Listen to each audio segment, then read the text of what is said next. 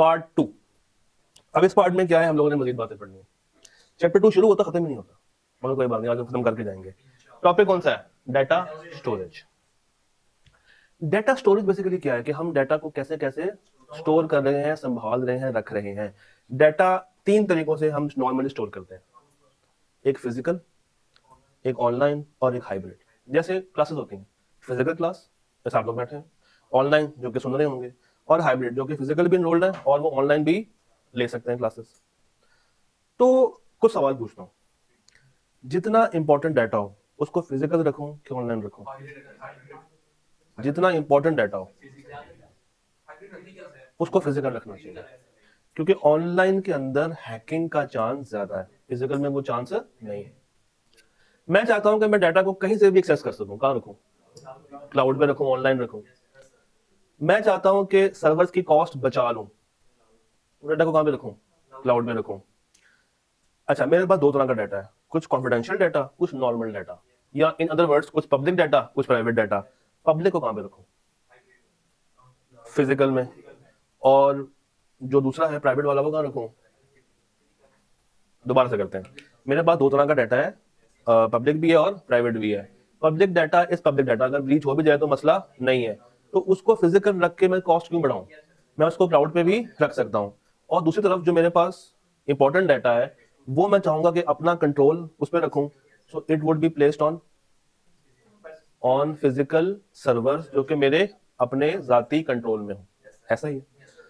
तो अगर आपको एक सवाल आ जाए जिसमें वो आपसे कहे कि आपने कंपनी का डाटा सिक्योर करने के लिए जाना है और आपसे मशवरे मांगे जा रहे हैं कि आपको कौन सा तरीका बेहतर होगा, और बताएंगे जनाब कितने मेथड्स हैं और वो कंपनी कैसे कैसे डाटा को सिक्योर कर सकती है, तो टेक्निकली लिखना क्या आपने? ऑन प्रेमिसेस, क्लाउड और हाइब्रिड। अब पढ़ते हैं ऑन प्रेमिसेस क्या है। Storing data on physical servers, on physical servers. ये वर्ड इंपॉर्टेंट है। ओन्ड उसके अपने हैं। ओन्ड से मुराद है कि क्या हुआ, इस पे खर्चा हुआ है। और कॉस्ट किसकी ज्यादा होती है? ऑन प्रेमिसेस की। मगर ये क्या देता है आपको? एंड आप अपने हिसाब से उसको कस्टमाइज कर सकते हैं, but requires significant investment and maintenance. बात समझ आई? Then we have cloud storage. कोई एग्जांपल देते हैं मुझे क्लाउड स्टोरेज की? G drive stores data on remote servers. ये कहीं और पड़े हुए हैं जो कि हमें नजर नहीं आते। थर्ड पार्टी एप्स एग्जांपल दी है, AWS, Azure और Google cloud. It provides scalability. What is scalability? आप उसको इंक्रीज भी कर सकते हैं और आप उसको डिक्रीज भी कर सकते हैं डिपेंडिंग अपॉन के आप चाहते हैं। मगर इसमें स्केलेबिलिटी नहीं आती। क्यों? ये ज्यादा महंगा है, ये ज्यादा महंगा है। भाई यहाँ पे आपने 5,000 रुपए देना, आपको स्पेस मिल जाएगी। वहां पे खाली सर्वर 5 लाख रुपए का होना। ठीक है, तो इसको इतनी आसानी से बढ़ाया नहीं जा सकता, इसको बढ़ाया जा सकता है। इन दोनों में से कॉस्ट एफिशिएंट और इन दोनों में से मेंटेनेंस किसकी जिम्मेदारी हम पे होती है? और थर्ड पार्टी पे। और अगर मैं दोनों को कंबाइंड यूज करना चाहूं, इसमें दोनों के फीचर्स हैं, ऑन प्रेमिसेस भी है और क्लाउड भी है। तो आप सेंसिटिव डाटा इन हाउस रख लें और जो लेस क्रिटिकल डाटा उसको क्लाउड में रख लें। Simple as that. एक दफा पढ़ लें। देखा जाए तो बेस्ट हाइब्रिड ही है, दोनों वाली बातें कवर हो जाती हैं। जल्दी से एक दफा बस रीड कर लें। आप दोनों बातें बता के कहेंगे जनाब एक और ऑप्शन भी है हाइब्रिड, इसमें दोनों के फीचर्स हैं, तो इदारे को दोनों के प्लस माइनस देख के फैसला करना चाहिए। और अगर दोनों के फीचर्स चाहता है तो वो किस पे आ जाए? हाइब्रिड पे आ जाए। याद रखना, कंसल्टेंसी में आप कोई एब्सोल्यूट बात नहीं करते, आप न्यूट्रल बात करते हैं। आप कोई अपना फैसला नहीं वहां पे प्रेजेंट करते, आप ओपन छोड़ते हैं, हाँ, कि वो कोई भी इसमें से यूज कर सकते ना। इदारे पे डिपेंड करता है ना भाई। चलो, कॉलेज वीडियोस के लिए क्या यूज करेगा? क्या हो गया? वीडियोस का तो साइज अच्छा खासा होता है ऑन प्रेमिसेस। डेटाबेस के लिए तो एक इदारे में भी 2 डिपार्टमेंट्स डिफरेंट डेटाबेसेस को यूज कर रहे हैं, एक के पास प्रेमिसेस और एक के पास क्लाउड पड़ा हुआ है। तो आप कोई भी हार्ड एंड फास्ट रूल नहीं कर सकते। ये डिपेंड करेगा कि आप किस डिपार्टमेंट के अंदर काम कर रहे हैं, किस जगह पे काम कर रहे हैं। चले आगे आ जाए। नेक्स्ट क्या है? Emerging trends in data storage. उसके अगली बात करते हैं। 3 नाम आ रहे हैं, edge storage, blockchain based storage, data lake. इसमें से जो सेकंड है ना, ब्लॉकचेन, इस पे कैन फॉरवर्ड डाल दें, ये हमने पूरा चैप्टर पढ़ना है, तो अभी इसके ऊपर टाइम लगाने का फायदा नहीं है। ठीक, उधर आए, ये क्या एज स्टोरेज, ये क्या होती है, what is edge storage, what is edge storage?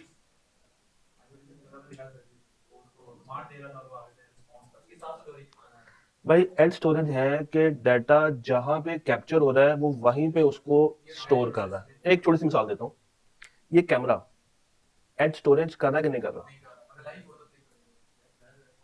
Data record भी तो कर रहा है ना, डाटा रिकॉर्ड कर रहा है और साथ ही उसको अपने पास स्टोर कर रहा है, प्रोसेस कर रहा है, उसी वक्त वो साथ साथ अपनी मेमोरी चला रहा है। ये एज स्टोरेज है। Places data closer to its source such as IoT devices, reducing latency for real time processing. तो ये डाटा उसको रियल टाइम प्रोसेस कर रहा है, रियल टाइम वो सारी इंफॉर्मेशन उसके अंदर क्या होती जा रही है, स्टोर। तो एक टाइम पे दो काम कर रहा है, एक तो वीडियो रिकॉर्ड कर रहा है, दूसरा मेरी आवाज भी तो रिकॉर्ड कर रहा है। तो जो सोर्स है विदाउट एनी लेटेंसी, ऐसा तो नहीं कि मेरी हरकत और अल्फाज और होंगे, लेटेंसी तो नहीं ना बीच में आती, बफर तो नहीं ना बीच में आता। और यहाँ पे क्या है, डाटा लेक। अब याद करें बिग डाटा, वहां भी पढ़ के आए थे। डाटा लेक क्या है कि वो डाटा जो कि लार्ज वॉल्यूम का है, कौन सा, raw unstructured and structured, use for chapter 1, 4 और 3 की कंबाइन लफ्ज लिखे, लार्ज वॉल्यूम, स्ट्रक्चर्ड और unstructured, and for analytical purpose. ये कहां पे स्टोर करना है, डाटा लेक। उसके बाद data integrity, data integrity, integrity क्या होती है? सालमियत, बड़ा औखा वर्ड निकाला यार। हाँ, उसका मतलब क्या होता है, इसका मतलब क्या होता है सर? डाटा इंटेग्रिटी क्या है? इंटेग्रिटी किसको बरकरार रखना? मजा नहीं आया, मजा नहीं आया। किसको बरकरार रखना? देखें, फ्रंट ऑफिस ने, एक सेकंड, फ्रंट ऑफिस ने डाटा ले लिया, एडमिशन फॉर्म भर लिया, एडमिशन फॉर्म भर के एक फाइल में लगा दिया, इसको प्रोटेक्ट करना जिम्मेदारी फ्रंट ऑफिस की है। ठीक, खुद से ये उस इंफॉर्मेशन को चेंज करना शुरू कर दे without asking the data owner कि मैं इसमें कोई रद्द बदल करने जा रहा हूँ, मैं कर सकता हूँ या नहीं कर सकता। अगर तो वो अलाउ कर दे और दोनों पार्टीज में कॉन्सेंट हो तब तो वो कर सकता है। बट अगर अपनी पसंद से उसका एड्रेस चेंज कर दिया, टीचर चेंज कर दिया, पैसे चेंज कर दिए, तो इसका मतलब है कि जो डाटा उस ओनर ने आपके पास रखवाया था, आपने उस डाटा की एक्यूरेसी को खराब कर दिया, आपने उसकी सालमियत को खराब कर दिया, तोड़ दिया। तो डाटा इंटेग्रिटी क्या है? To maintain the accuracy, consistency and reliability, ACR। ACR लिख लेंगे वर्ड, ACR, या ऐसे कर लें, कार, कंसिस्टेंसी, एक्यूरेसी और reliability through out it's life cycle. ये लाइफ साइकिल कौन सी होती है भला?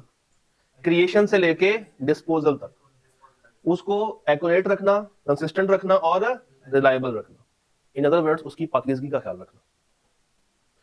Maintaining data integrity is critical, क्योंकि ये क्या लेकर आएगी, ट्रस्ट वर्क, ये ट्रस्ट डेवलप करेगी।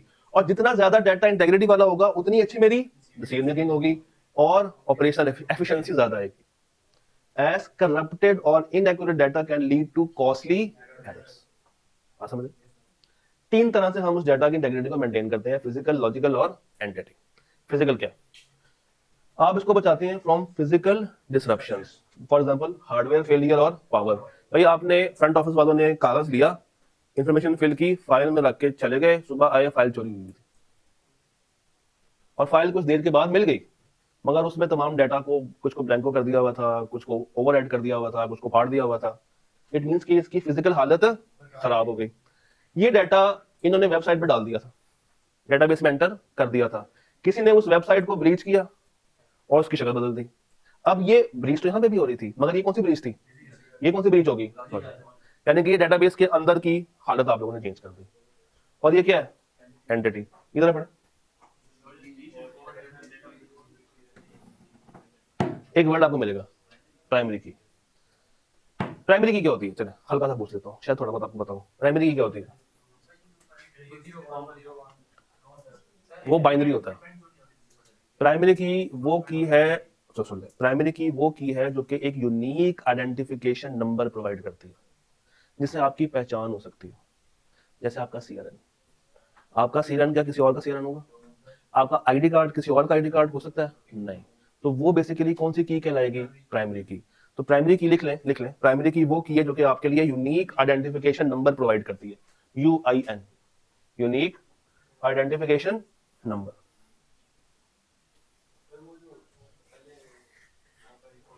कौन सा, क्या बताओ? स्ट्रीमलाइन, हाँ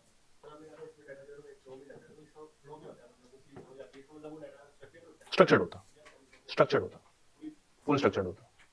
अच्छा, एंटिटी इंटेग्रिटी से क्या मुराद है कि आप उसकी प्राइमरी की में छेड़खानी कर रहे हैं। आप उसकी, भाई डेटाबेस में 10 नाम आ रहे थे, ABCDEFGH, अब ये नाम तो रिपीट हो सकते हैं, उसामा सिर्फ एक बंदे का नाम तो नहीं, मल्टीपल हो सकता है। अहमद किसी एक बंदे का नाम है, नहीं, मल्टीपल हो सकते हैं। मगर CRN तो सेम नहीं होंगे।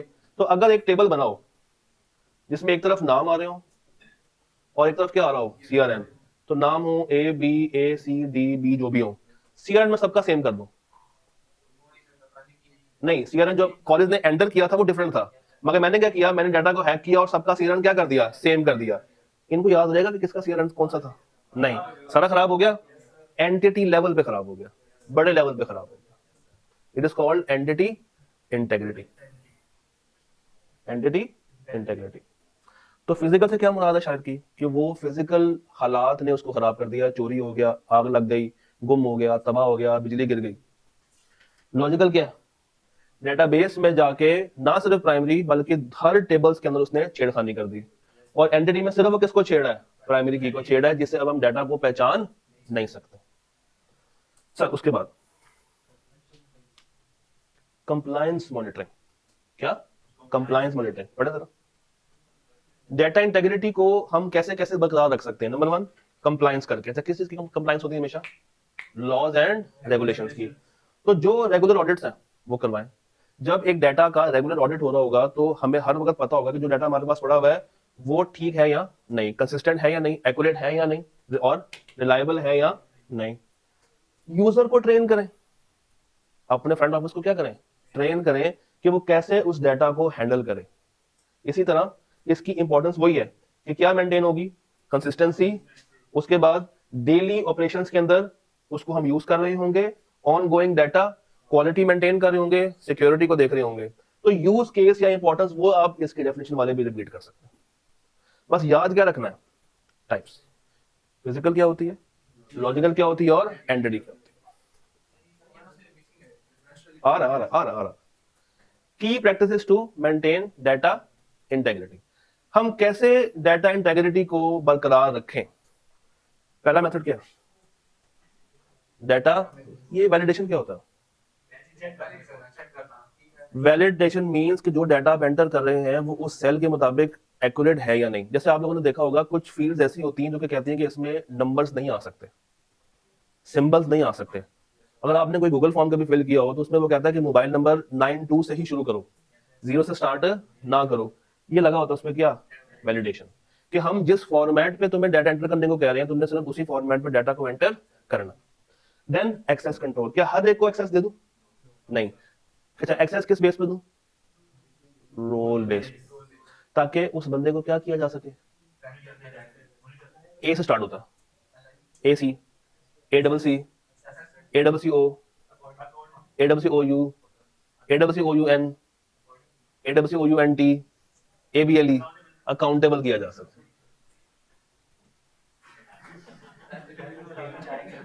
उसको क्या किया जा सके, अकाउंटेबल किया जा सके। डाटा का रेगुलर क्या करवाएं, ऑडिट करवाएं। वर्जन कंट्रोल, क्या मतलब, एक एक्सेल की डेटाबेस यूज कर रहे थे, अब नया उसका वर्जन आ गया, तो मुझे लेगेसी डाटा को उठा के उस नए पे कन्वर्ट करना। कन्वर्ट करते टाइम भी तो मसले आ सकते हैं, तो उसको मैनेज करना, ये बात रिपीट हो रही है। और रेगुलर डाटा का क्या लेते रहना, बैकअप लेते रहना। डन। आप बताओ क्या पॉइंट मिस हो रहा था? खुद मिस किया हुआ, एक जगह पे और यूज होगा। अच्छा आगे आओ, डाटा सिक्योरिटी, ये क्या होता है, क्यों, वाई, क्यों सिक्योर, क्यों डाटा को सिक्योर क्यों रखूं? अभी पढ़ के आए हैं, उसकी इंटेग्रिटी को मेंटेन रखने के लिए। तो डाटा को सिक्योर रखना जरूरी है ताकि वो डाटा खराब ना हो, उसकी क्वालिटी मेंटेन रहे, रिलायबल रहे, रेलिवेंट रहे, एक्यूरेट रहे, ट्रस्टवर्दी रहे, ताकि मैं उसको यूज करके इनसाइट्स को जनरेट करूं जिसकी बेस पे मैं क्या कर सकता हूं, डिसीजन मेकिंग कर सकता हूं। अगर आप गौर करें ना तो ये सारी बातें आपस में इंटरकनेक्टेड है। तो आप इसको ना एक कहानी की तरह पढ़ें, जैसे एक स्टोरी रीड करते हैं। अच्छा, सिक्योरिटी सर आसान सी बातें, कैसे कैसे हम सिक्योर कर सकते हैं। पहला मेथड क्या है, एनक्रिप्ट। ये क्या होती है, एनक्रिप्शन मींस एक पढ़े जाने वाले डाटा को एक अनरीडेबल फॉर्म में कन्वर्ट कर देना जिसको दूसरा बंदा रीड ना कर सके। आपने अक्सर देखा होगा जब आप पासवर्ड एंटर करते हैं तो वो उस पासवर्ड के नंबर आपको नहीं दिखाता, उसको वो डॉट डॉट में शो करता है, दैट इज इनक्रिप्शन। दूसरा मेथड क्या है, मल्टी फैक्टर्ड। ये क्या होती है, एमएफए, सब्जेक्ट नहीं, एमएफए क्या होता है, क्या मल्टी फैक्टर, क्या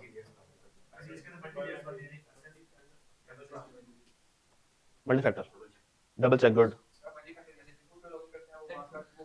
एग्जैक्टली जब आप किसी और सिस्टम से अपना कोई जीमेल का या फेसबुक का अकाउंट ओपन करते हैं तो वो आपके मोबाइल पे पहले पूछता है कि भाई ये तुम ही हो, हमने तुम्हें एक नंबर भेजा है, उस नंबर पे वहां भी क्लिक करो और यहाँ पे वो नंबर एंटर करो और फिर ईमेल पे जाके हमें ओके करो, तब मैं तुम्हें उस अकाउंट को एक्सेस करने दूंगा। It is called multi factor.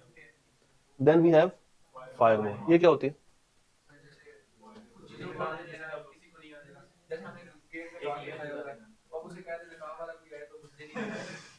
वहां ठंड बहुत हो तो आप नकाब में बुलाते क्यों।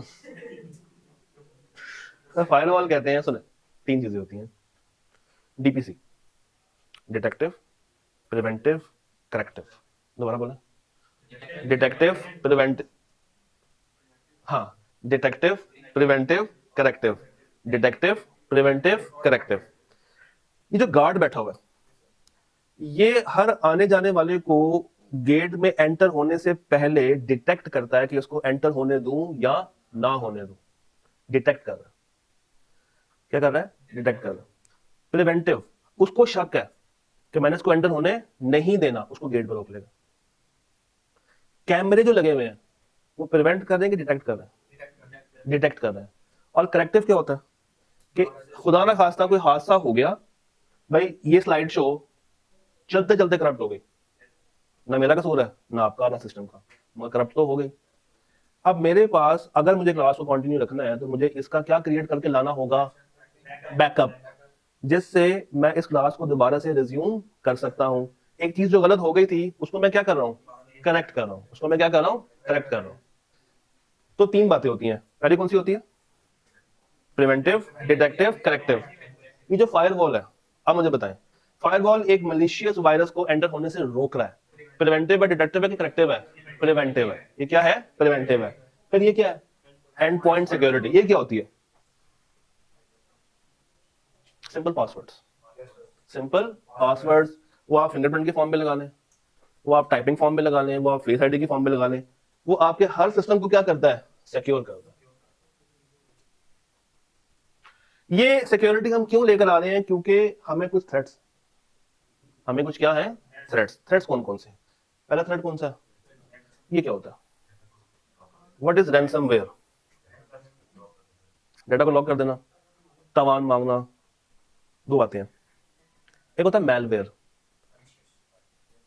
दोबारा बोले, दोबारा बोलना, नहीं नहीं, मैलिशियस, दोबारा बोलना। अब सुन ले, मैलवेयर, मैलिशियस प्लस सॉफ्टवेयर को अगर हम जोड़ दें तो क्या बन जाता है, मैलवेयर। और रैंसमवेयर इज, रैंसम ये निकला है तावान से, फिरौती से, एंड वेयर मीन सॉफ्टवेयर।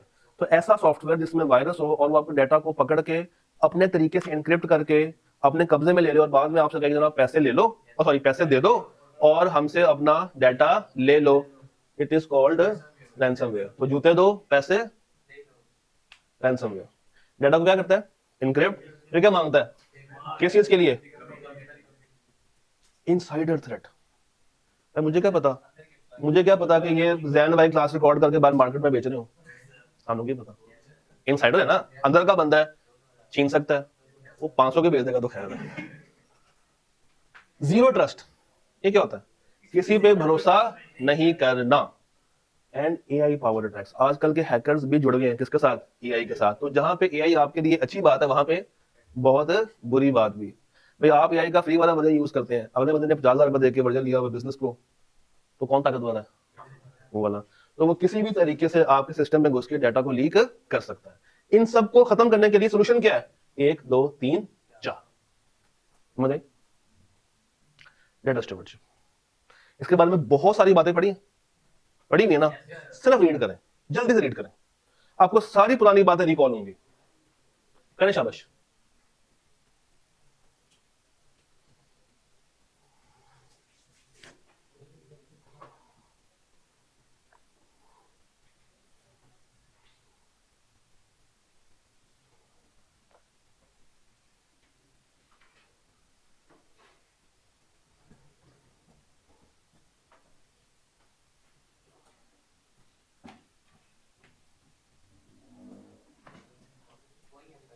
पुरानी बातें हैं, पढ़ते हैं।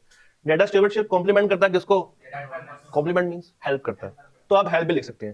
अगर आपको कॉम्प्लीमेंट लिखते हुए कोई तकलीफ हो रही है तो आप हेल्प भी लिख सकते हैं। कैसे? By assigning individual data stewards to oversee the day to day management of, ये सारी बात पढ़ गया है। Stewards act as a between IT and business and ensure which are, और ये कौन बनाएगा? गवर्नर भाई। इनका काम क्या है? पॉलिसी को इन्फोर्स करना, ऑडिट करवाना, पॉलिसी रिपीट हो रहा है, इशू रेजोल्यूशन करना, वर्जन्स को कंट्रोल करना, और डाटा का रेगुलर क्या लेते रहना? Logical Meta data. डाटा का डाटा, इस पे लिख लें, डाटा का डाटा, डाटा अबाउट डाटा, डाटे का डाटा।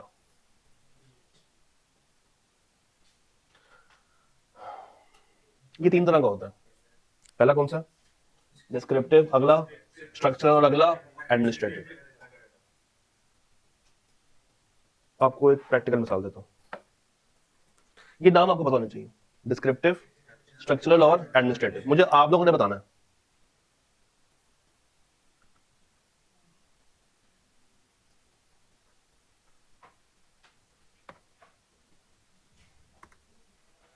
ये मैं एक फाइल पे आ गया हूं, ये मैं कहां पे आ गया? एक फाइल है, इसको मैं राइट क्लिक करता हूं, उसकी प्रॉपर्टीज में जाता हूं। ये मुझे, ओ भाई एक सेकेंड, ये जो डिटेल्स है, हाँ, ये क्या आ रहा है? टाइटल, उसके बाद last saved by, revision number, कब क्रिएट हुआ, कब सेव हुआ, किस प्रोग्राम पे चल रहा है। मुझे बताएं इन तीनों में से कौन सा? क्या ये डिस्क्रिप्टिव है, स्ट्रक्चरल है कि एडमिनिस्ट्रेटिव है? तसल्ली से फैसला करना, जल्दबाजी नहीं करनी।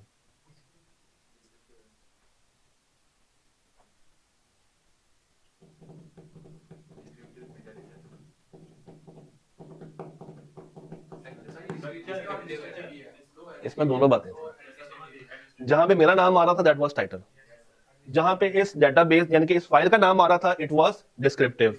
बट ये क्रिएट कब हुआ, लास्ट सेव कब हुआ, वो क्या था? एडमिनिस्ट्रेटिव। ये पड़ा किधर हुआ है? स्ट्रक्चरल। किस ड्राइव में है, किस फोल्डर में है, वो जो एड्रेस बार में एड्रेस आ रहा होता है, that is structural Meta data, that is structural Meta data. Benefits क्या पड़ेगा? Structural means no, structural means कि उसकी प्लेसमेंट कहां पे रखी हुई है। एक डाटा इस यूएसबी में है, इसको मैं उठा के यहां पर रख दूं तो क्या उसके अंदर का डाटा खत्म हो जाएगा, बदल जाएगा? नहीं, वही का वही रहेगा ना। सिर्फ मैंने इसका क्या चेंज किया? स्ट्रक्चर, उसकी प्लेसमेंट चेंज की है। ये स्ट्रक्चर वो स्ट्रक्चर्ड वाला स्ट्रक्चर नहीं है, ठीक है? अच्छा, बेनिफिट्स पढ़ना जरा। पहला बेनिफिट क्या है? It improves data discoverability for analytics and reporting. के कहां पे पड़ा हुआ है? Supports compliance by documenting data lineage and use. What is lineage? Lineage क्या होता है? नहीं, लीनिएज, हाँ जी, एनीवन? लीनिएज, डाटा लीनिएज, सोचे? लीनियर क्या होता है? लीनियर क्या होता है? Linear straight line. Linear means straight line के मोशन को फॉलो करते हुए, ए से बी, बी से सी, सी से डी, एक सीधी लाइन में डाटा फ्लो कर रहा हूं। तो डाटा लीनिएज एंड यूजेज से लिख लें, लिखवा दो। इट मींस कि डाटा फर्स्ट टाइम किसने क्रिएट किया, सब्सिक्वेंट किसके पास गया, उसके बाद किसके पास गया, किसने अपडेट किया, रिव्यू किसने किया, इसका ऑडिट किसने किया, ये सारी चीजें आपने क्या करनी होती हैं, मेंटेन करनी होती हैं। इन अदर वर्ड्स वो कहना चाह रहा है कि इसकी प्रॉपर डॉक्यूमेंटेशन करनी जरूरी है, इसकी क्रिएशन से लेके एंड तक, उसकी डेथ तक, डिस्ट्रक्शन फेज तक। और ये सारा डाटा मुझे बताइए किस में जाएगा, डिस्क्रिप्टिव, स्ट्रक्चरल, एडमिनिस्ट्रेटिव, किधर भेजूं? दोबारा सोचें, दोबारा सोचें। क्रिएट तो यहां पे आ गया ना, उसके बाद की कहानी, उसके बाद की कहानी, उसको रिटेन कौन कर रहा है, उसको सेव कौन कर रहा है, ये सिर्फ क्या है आपका एडमिनिस्ट्रेटिव, ये सिर्फ क्या है आपका एडमिनिस्ट्रेटिव। लास्ट पॉइंट क्या, data collaboration across terms by providing a shared understanding of data assets. शायद कुछ कहना चाह रहा है, शेयर में क्या कहना चाह रहा है, शायद ने बड़ी औखी नीति बोल दी है। कहता है enhances collaboration, what is collaboration, combinations across team. भाई डाटा ये मैंने बना लिया, अब मैंने डाटा अपने नहीं बनाया, टीम के लिए बनाया, तो मैं टीम को भेजूंगा। अच्छा, across teams by providing a shared, भाई मैंने कहा मैं इंडिविजुअल तो भेज नहीं सकता, मैं एक शेयर्ड फोल्डर बनाता हूं, उसमें डाटा को डाल देता हूं, तुम लोग अपना अपना उसमें से निकाल देना, एक्सट्रैक्ट कर लेना। मगर क्या उसको उस शेयर्ड फोल्डर में डालने से इसकी जो टाइटल है, जो ऑथर है, जो कीवर्ड है, वो बदल जाएगा? नहीं, सिर्फ और सिर्फ क्या बदलेगा, उसका स्ट्रक्चर, क्योंकि अब वो एक डिफरेंट फोल्डर में पड़ा हुआ। सर उसके बाद किताब कुछ बातें रिपीट कर रही है। जब आप चैप्टर के बिल्कुल स्टार्ट में खड़े होते हैं ना, जरा जाइएगा, चैप्टर के बिल्कुल स्टार्ट में जाए, तो सेकंड पेज से ऑनवर्ड्स वो डाटा ओनर को, डाटा पॉलिसी को, डाटा क्वालिटी को, डाटा रिस्क को, मेटा को, सिक्योरिटी को हल्का हल्का एक्सप्लेन करना शुरू करती है, और डिटेल्ड बातें कहां पे करती है, आगे जाके। तो अब आपने तैयार ऐसे करना है कि पहले डिटेल पढ़ के आना है और उसके बाद वो शुरू वाले पेज पे आना है। जल्दी से ये भी देख लेते हैं, भाई डाटा ओनर कौन होता है, जिसका डाटा है। स्टीवर्ड कौन है, जो उसको कंट्रोल कर रहा है। पॉलिसीज और प्रोसीजर्स कौन बना रहा है, गवर्नर, उसको वो क्या करता है, शेयर, किसके साथ, स्टीवर्ड के साथ। डेटा क्वालिटी को मैनेज कौन करेगा, स्टीवर्ड। क्वालिटी से क्या मुराद है, एक्यूरेसी, कंसिस्टेंसी, कंप्लीटनेस और timeliness, reliability. Policies and risk management किसकी जिम्मेदारी है, गवर्नर की। सिक्योरिटी अभी हम लोग बात करके आए हैं। उसके बाद फिर से वो डाटा साइकिल पे आता है।